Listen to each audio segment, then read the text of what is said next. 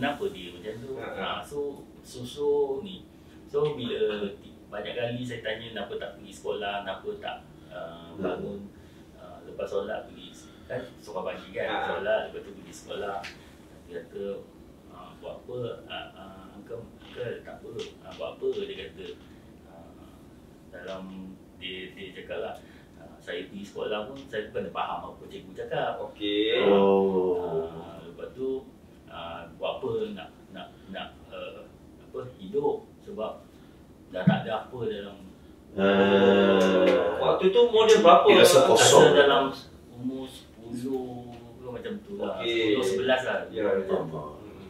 So bagi saya seorang budak yang umur 10 tahun dah boleh bercakap begitu. Dah dia tak nak cakap mula-mula. Tapi kita push nak bagi dia something yang kita supaya dia trust kita.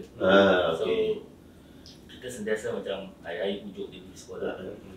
You know one thing is sebelum saya jumpa dia, benda ni pun ajar saya juga. Saya kan jenis macam boleh tidur lewat, bangun pun lewat.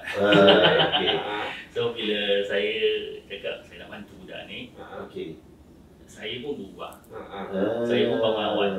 Saya mengawal, saya pergi rumah anak yatim tu, duduk depan pintu dia, pujuk dia, mandi, pergi sekolah. Setiap hari? Setiap hari. Without fail?